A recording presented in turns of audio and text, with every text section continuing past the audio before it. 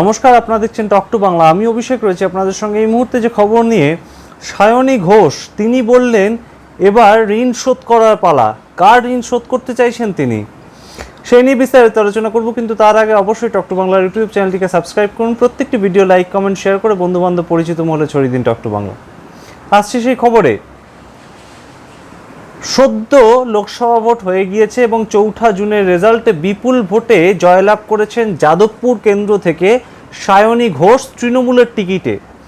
তিনি বহু বছর ধরে রাজনীতিতে রয়েছেন এবং অ্যাক্টিভ রাজনৈতিক কর্মী হিসেবে গত ৩ বছর ধরে কিন্তু তিনি কাজ করছেন লাগাতার। এবং আমরা জানি যে ২০২১ সালে তিনি বিধানসভার ভোটে দাঁড়িয়েছিলেন আসানসোল থেকে, কিন্তু হেরে গিয়েছিলেন। পরবর্তীতে কিন্তু আমরা দেখি যে গত ৩ বছর ধরে রাজ্য তৃণমূলের যুব নেত্রী হিসেবে বিভিন্ন জায়গায় মিটিং মিছিল থেকে শুরু করে জনসংযোগ এবং দলের কর্মী সমর্থকদের মধ্যে অত্যন্ত জনপ্রিয় মুখ হয়ে ওঠেন কিন্তু সায়নী ঘোষ। সেই সায়নী ঘোষকেই এবার মমতা বন্দ্যোপাধ্যায় তার টিকিটে লড়তে পাঠিয়েছিলেন যাদবপুর লোকসভা কেন্দ্রে এবং তার প্রতিদ্বন্দ্বিতা করেছিলেন ডক্টর অনির্বাণ গাঙ্গুলি বিজেপির তরফে এবং সিপিআইএম এর তরফে সৃজন ভট্টাচার্য। কিন্তু তাদের দুজনকে হারিয়ে জয়ের হাসি হাসলেন সায়নী ঘোষ। এবং রেজাল্ট বেরোনোর পর ৪ জুনের রেজাল্টের পর ২১শে জুন বারুইপুর অত্যন্ত তাৎপর্যপূর্ণ একটি জায়গা এবং যাদবপুর লোকসভা কেন্দ্রের যে বারুইপুর বিধানসভা, সেখানে তিনি বর্ণাঢ্য একটি মিছিল করলেন এবং সেই মিছিলে বহু মানুষ যুক্ত হয়েছিল। ঢাক নিয়ে তারা সায়নী ঘোষের মিছিলে যুক্ত হয়েছিলেন এবং বিজয় মিছিলেই কিন্তু সায়নী ঘোষকে বেরোতে দেখা গেল এবং তার সঙ্গে এই মিছিলের উদ্যোক্তা হিসেবে কিন্তু ছিলেন সেখানকার স্থানীয় যিনি বিধায়ক এবং পশ্চিমবঙ্গ বিধানসভার অধ্যক্ষ বিমান বন্দ্যোপাধ্যায়। এছাড়াও কিন্তু বিভিন্ন তৃণমূলের স্থানীয় নেতৃত্বরা ছিলেন, কাউন্সিলররা ছিলেনই।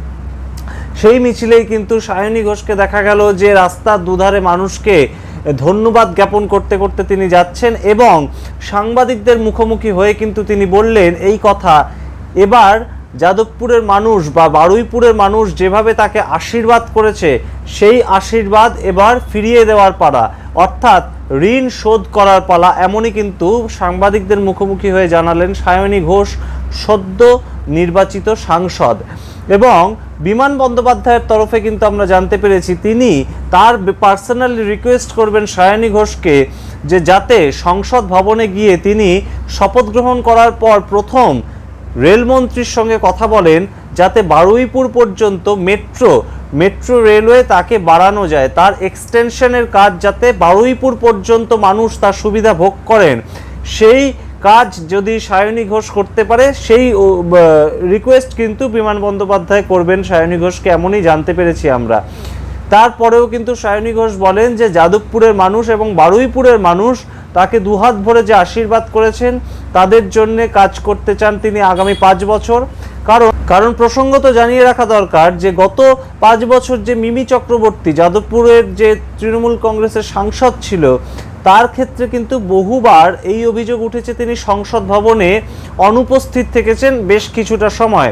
সুতরাং সেই ক্ষেত্রে কিন্তু মিমি চক্রবর্তী দেখেছিলাম ভোটের আগে 2024-এর ভোটের আগেই তিনি কিন্তু তার সোশ্যাল হ্যান্ডেলে সোশ্যাল মিডিয়া পোস্টের মাধ্যমে তিনি তার আয় ব্যয়ের অর্থাৎ সাংসদ তহবিল থেকে যে টাকা তিনি পেয়েছেন সেটা তিনি কিভাবে ব্যয় করেছেন তার বিবৃতি দিয়েছিলেন এবং পরবর্তীতে তাকে আর এইবারে কোনো কেন্দ্র থেকেই দাঁড়াতে দেখা যায়নি তৃণমূল কংগ্রেসের টিকিটে।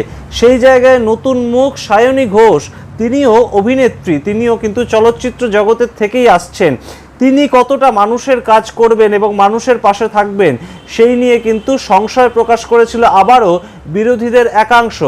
সেই জায়গা থেকে কিন্তু সায়নী ঘোষের এই যে জয়ের পরেই এই বিজয় মিছিল এবং মানুষের কাছাকাছি যাওয়ার প্রবণতা এবং জনসংযোগ করার প্রবণতা, তা কিন্তু অত্যন্ত আশা দেখাচ্ছে যাদবপুর অঞ্চলের যারা অধিবাসী তাদেরকে, এবং তারা কিন্তু মনে করছে যে সাংসদ অর্থাৎ তাদের বিজয়ী সাংসদ, তারা যাকে বিজয়ী সাংসদ বানিয়েছে তারা তাদের হয়ে কাজ করতে অত্যন্ত তৎপর।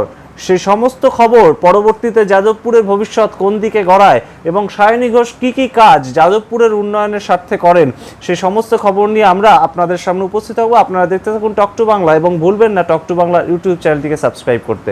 ধন্যবাদ।